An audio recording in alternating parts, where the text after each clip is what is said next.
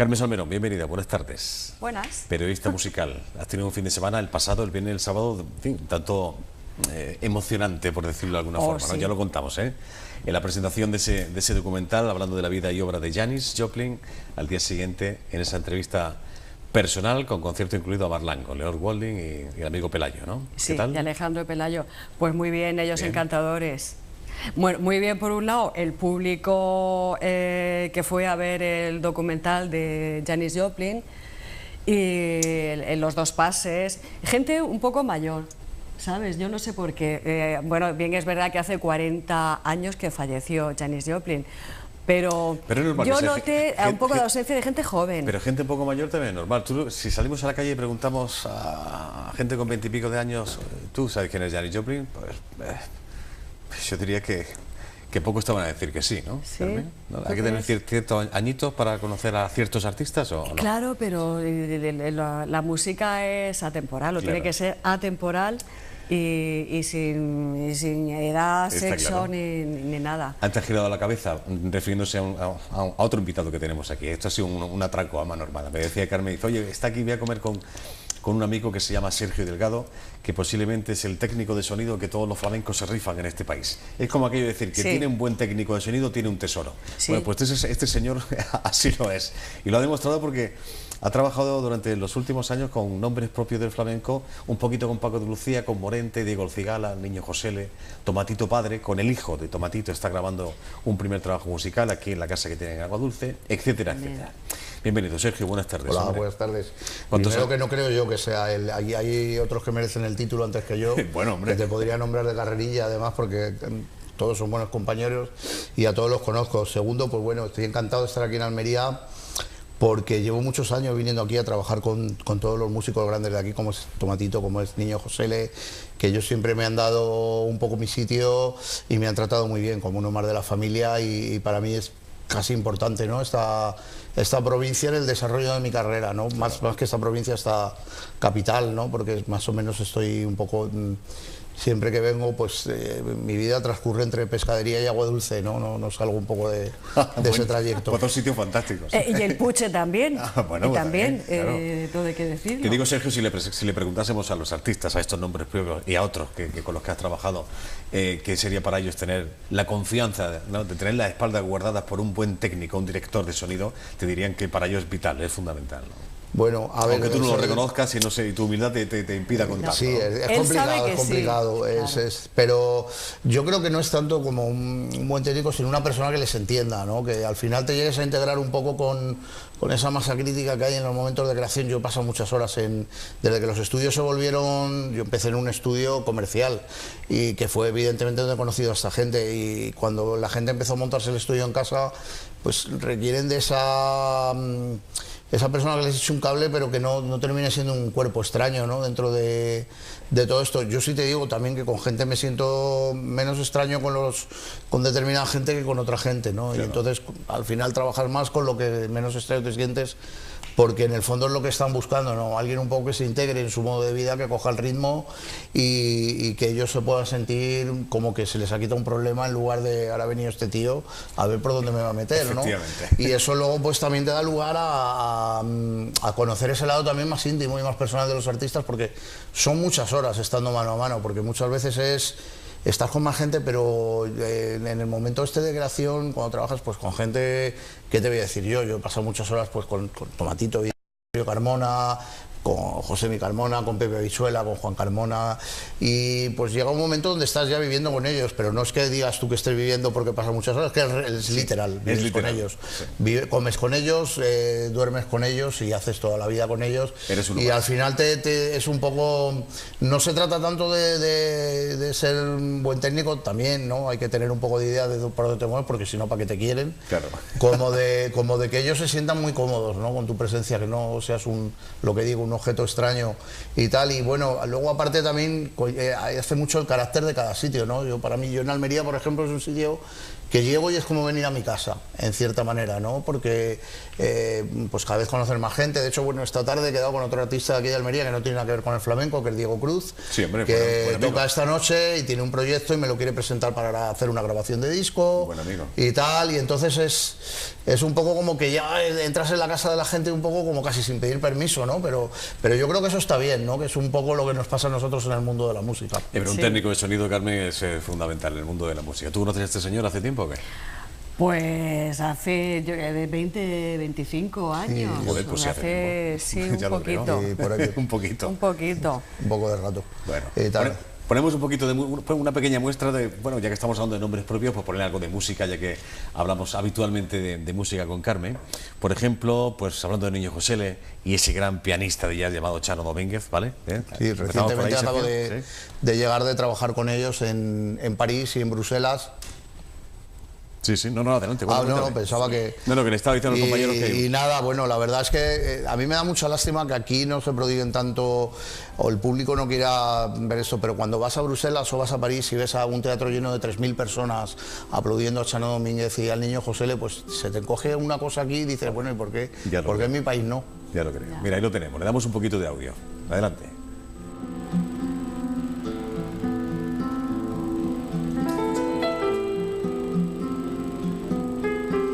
Que sí.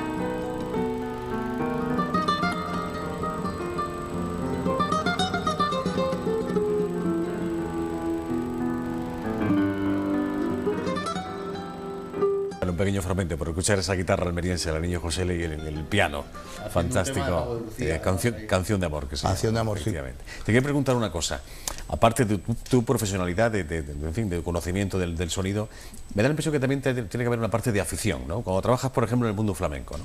Bueno, pero ¿eso te permite acercarte más al artista de alguna forma, Sergio? Sí, tienes que, o sea, desde luego, si no tienes ninguna afición, pues, pero yo creo que en cualquier trabajo, ¿no? Si a ti no te gustase estar en televisión, no estarías en televisión, estarías haciendo otra cosa. Creo que hay que poner un porcentaje de cariño importante a esto. La música te permite, de cierta manera, ponerlo más porque es una cosa muy emocional, ¿no? En el sentido Sergio, tú no eres un flamenco al uso, ahora sí es muy flamenco, sí, pero era punk. Era punk. Sí. Yo no soy flamenco para nada, eso es lo primero. Ahora eres flamenco. El título de flamenco que ganárselo yo no me creo que me lo haya ganado todavía y tal. O sea, no yo soy un aficionado que lo toca desde lejos. Lo que pasa es que, bueno, pues por la cosa profesional me ha tocado, pues, y entonces si te interesas, pues vas siguiendo, te cuentan historias, te apuntas, porque una cosa que tiene el flamenco es este pequeño nivel de leyenda, donde como todo se transmite un poco de un sitio a otro y muchas cosas no están escritas, te permite un poco estar ahí en ese punto de... A mí me gusta bastante, ¿no? Estar en ese punto que es un poco tierra de nadie, ¿no? Por así decirlo, pero que en el flamenco está muy definido. Sí, yo te quería decir esto cuando te metes en un estudio de grabación, llámese Niño Josele, Enrique Morente, cuando en paz descanse, Los Carmona, Diego El Cigala. Esa afición por el flamenco, por esa música, por cómo suena la guitarra, cómo suena una voz en el cante, si tú eso lo conoces de antemano, me imagino que te facilita la labor de acercarte al artista y darle lo que él quiere, ¿no? Efectivamente. De llegar a ese punto, que es lo que me refiero. Sí, desde luego que sí. Lo que pasa es que esto es un poco también como que tú creces también con todo esto. Lo que pasa es que estamos hablando... Claro, aquí estamos hablando de estos artistas y parece que estamos hablando del vecino de al lado. Es una cosa que está bastante bien también, ¿no? En el hecho del carácter que tenemos en este país para estas cosas, pero estos artistas de los que estamos hablando tienen una dimensión que podemos equiparar a los más grandes de fuera. Podemos equiparar a los Jamai Davis, pues Tomatito va con Michel Camilo, se va dentro de poco a Hungría a tocar con él.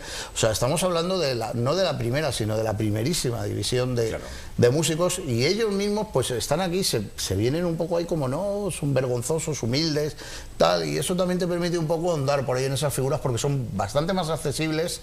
También he trabajado con figuras internacionales que las figuras internacionales. Las propias figuras internacionales cuando vienen aquí se quedan un poco diciendo, oye, esto que tenéis vosotros, que os comunicáis también, que existe, pero no solo nosotros en particular, sino el público, los aficionados, la gente que va a los conciertos. Tú llegas a no sé dónde, a París, a Londres, y siempre te viene alguien, una persona que dice, oye, yo soy de no sé dónde, de cualquier sitio, vámonos a cenar, y te vas a cenar con él, o vámonos a tomarnos unas cervezas o lo que sea. Y yo esto sí lo he visto que pasa mucho con artistas, digamos, de este país, pero con un anglosajón pasa menos. Como había una frase de Enrique Morente que a mí me gusta recordar de vez en cuando, dice que Enrique decía, bueno, arte hay en todos los sitios, y se quedaba pensando y decía, en Alemania menos, ¿no? Qué bueno. Son de esas cosas de Enrique que tenía, que soltaba esas frases de vez en cuando que te las quedas, y a veces cuando hablamos de Enrique, yo hablo de Enrique con su hija, con Estrella, o con Solea, con Kiki, y siempre nos vienen este tipo de frases a la memoria, sentencia, ya lo creo, que eran geniales. Escuchamos a Tomatito, mientras que sale la imagen. Cuéntame un poquito, ¿cómo es este artista en un estudio de grabación?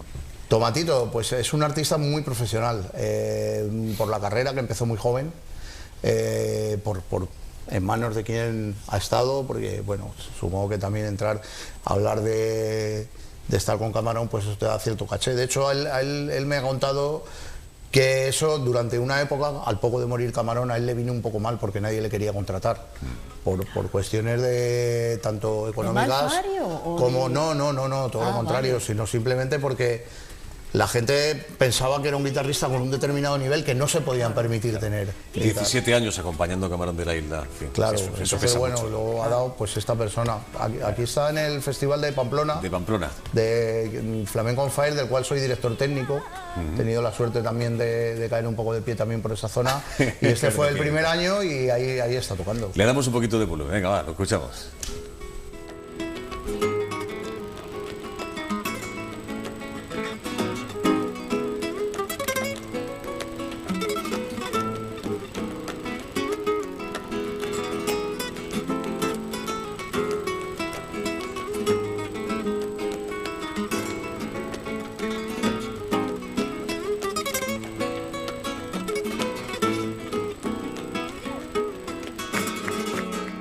Bueno, un artista más con los que ha trabajado hoy nuestro invitado, que nos trae Carmen Salmerón, nuestra periodista musical, y me comentaba, como digo, al mediodía, oye, está por aquí Sergio Delgado, vamos a hablar con él. Pero, en fin, eso es otra forma de acercarse al mundo de la música, al mundo de los artistas, con esa persona que está detrás de la pecera, claro, que es como se le llama ese cristal que separa el estudio de lo que es el control del sonido, y que hacen una labor vital, fundamental. Sin estos señores no hay grabación, no hay música, y no hay artista, y no hay nada.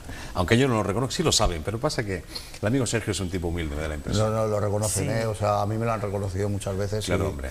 Y yo tengo que darle las gracias. Yo, sobre todo, también es lo que he dicho. En el fondo, al final, todo esto de donde viene es de la gente. La música sale de la gente, y de alguna manera tú ves a un artista y lo ves en otra dimensión, pero al final son gente como tú y como yo. En un estudio de grabación, Sergio, tiene que pasar de todo. Imagino que los cambios de humor del artista tienen que ser brutales, ¿no? Y no sé también si el de técnico de sonido, ¿no? Os tenéis que soportar, imagino, de una forma brutal. Cuando doy clases o enseño en determinadas cosas de sonido, yo digo que lo que es de técnica es un libro así, y lo que es de psicología son 20 volúmenes así y tal. Entonces, ¿de psicología? De psicología, claro. Para comprenderlos, y más en el flamenco, que tienen sus características particulares. Sí, hombre, uno vive un poco de todo. Te quedas siempre con las cosas más buenas, porque al final es un poco lo que, cuando te apetece reírte, te acuerdas de esas anécdotas, de cosas curiosas, ¿no? Por ejemplo, cuéntanos alguna, Sergio, venga. Pues yo qué sé, está trabajando con Enrique, por ejemplo, en su casa. ¿Con Morente? Sí, con Enrique Morente, trabajando en su casa. Al final me decía, pues oye, quédate aquí a dormir porque ¿para qué te vas a ir al hotel? Y no sé qué, y ya pues cogí la costumbre y ya me quedaba a dormir allí, que es al final un poco lo que me pasa. Y pues yo me levanto temprano por las mañanas y tengo pues curioseo. Me gusta pasear por los sitios y curioseo. Enrique tiene una gran biblioteca, yo creo que es de los flamencos que más libros tenía y tal. Entonces, bueno, la biblioteca, típico, llegas ahí y te encuentras con libros, pues poesía, Lorca, Machado, cosas muy evidentes, libros de música, de arte, Picasso. Enrique era un gran admirador de Picasso. Y de repente en todo ese mar de libros me encuentro un libro de genética, ¿no? Y digo yo, ¿esto qué hace aquí? ¿Sabes? O sea, te llama la atención como ver una mosca en un plato de leche. Y entonces cogí el libro, yo soy de ciencias, y abrí el libro, y había un libro de genética, pero el libro no era lo bueno era que estaba lleno de anotaciones de Enrique al margen, hablando del ácido ribonucleico y las combinaciones entre las proteínas. ¿Qué dice? Como para hacer letras de eso, ¿sabes? O sea, era como una persona que cogía cualquier cosa y era capaz de darle la vuelta y llevársela a su terreno, ¿no? O sea, era un genio, para mí lo era. Hacer una soleá hablando del ADN, Carmen. Pues posiblemente, o sea, no creo que fuera raro en Enrique. Es sorprendente. Pues yo creo que, fíjate, por eso es por lo que a Enrique en la parte del poniente andaluz le tenían un poco así. No, hombre, él tenía otro carácter también, pero él también era muy de estar en la calle. Estas cosas las hacía él en su casa. Sí, pero mira Rancapino, por ejemplo, el Rancapino, hablábamos esta mañana, Rancapino es de estos flamencos que dicen, el flamenco se escribe con falta de ortografía. Sí. Hombre, pero en parte tiene razón también. ¿Quién tiene razón? Porque, los dos. Yo le doy la razón a los dos porque hay una parte salvaje. Tú eres muy diplomático, Sergio. No soy muy diplomático. Sí. Yo creo que es que tienen que convivir esas dos partes.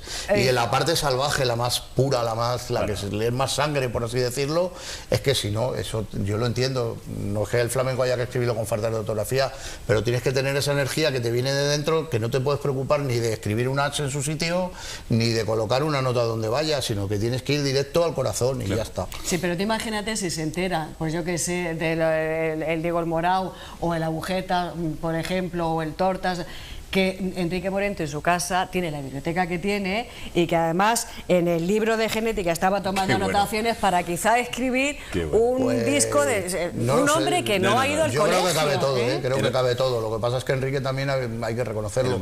Abrió una puerta totalmente diferente y dijo, señores, el flamenco no es solo esto, sino que hay más cosas. Yo creo que el 90% del flamenco que se hace hoy se debe casi un poco, no viene directo de Enrique Morente, pero la forma de hacerlo sí que viene directamente de él, que es la fusión sin contemplaciones, en el sentido de no cortes nada porque no lo entiendas, intenta comprenderlo primero. El trabajo Omega con Lagartija Rick marcó un antes y un después. Para mí, ¿no? A mí fue el trabajo que me hizo entrar en el flamenco, ese trabajo. Yo antes de Omega, para mí el flamenco era una cosa así, oía Camarón, porque evidentemente oí esas cosas, pero era una cosa extraña. Y después de Omega dije yo, cuidado que aquí hay otra cosa. Acuérdate que La leyenda del tiempo también marcó un antes y un después. Le dieron a Camarón hasta en el cielo de la boca, ¿no? Los ortodoxos del flamenco. Nos devolvían el disco en las tiendas. Claro. Decían esto que no lo quiero. Una cosita, Sergio, para concluir, me gustaría seguir grabando con vosotros, pero tengo que acudir a otros invitados. Estás en Almería porque, en fin, estás grabando en la casa de Tomatito, que tiene su estudio y demás. Sí. Está grabando con su hijo un primer trabajo musical, ¿no? Sí. Sensaciones. Después de haber trabajado con el padre, cuéntame cómo es el niño. Bueno, a ver, yo al niño lo conozco desde pequeño, entonces también a mí me ha tocado un poco ese papel de estar entre generaciones, que es un papel bastante bonito, por así decirlo, porque es que lo ves crecer. Lo primero de todo, el niño siempre he separado, bueno, digo el niño porque ya es un hombre, pero eso tiene 18 años y además me saca dos cabezas. O sea, él ha cogido todas las cosas de su padre. A su padre nunca le he visto obligarle a tocar la guitarra, decir, no, tú tienes que ser guitarrista como yo. Sino él no ha tocado la guitarra hasta que ha querido coger una guitarra, que prácticamente ha sido a los 12, a los 13 años, y desde ese momento yo recuerdo que él se venía al estudio cuando yo estaba haciendo reparaciones o cosas que tenía que hacer yo solo, y se venía conmigo y se ponía con la guitarra y empezaba y no paraba, se ponía los dedos verdes de las cuerdas. Y sí que tengo que decir que es un esfuerzo personal por un lado, y luego por otra parte sí que tengo que decir que ha heredado muchas cosas de su padre que otros guitarristas no tienen o no han podido conseguir. De hecho, una de las frases que decía Tomate esta mañana, que a mí me ha hecho mucha gracia, dice, como no habéis podido conmigo, habéis mandado a mi hijo a que se me cargue. Las cosas que hablan entre ellos, entre los guitarristas, que les gusta mucho decir ese tipo de cosas. Pero que se nota la genética, ¿no? Totalmente. Yo ha habido un momento que estaba oyendo guitarras, se veía una guitarra del padre y otra guitarra del hijo en un tema, y yo era incapaz de distinguir quién había tocado cada cual. Sobre todo Sergio la pose. Yo lo he visto sentado al hijo, pierna cruzada, guitarra, y dice, joder, es la viva estampa de su padre, ¿no? Cuando mamas la música desde bien pequeño es que te tiene que llegar. Oye, ¿para cuándo ese trabajo? ¿Estáis empezando? ¿Estáis a medio? No, bueno, está prácticamente lo que son las bases, están grabadas, nos quedaría finalizarlo, pero más o menos estamos dependiendo un poco por las fechas de Tomatito de conciertos que tiene ahora, que si gira, que si tal, que si cual. Yo creo que probablemente para que esté terminado para final de verano, probablemente, pero ya te digo que estas cosas...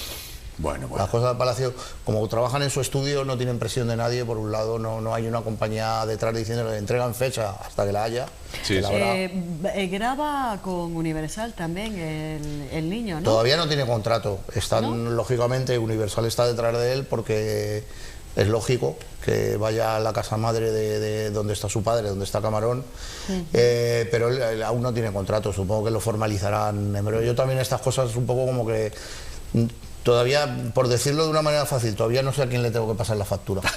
Vale. Qué bueno esto.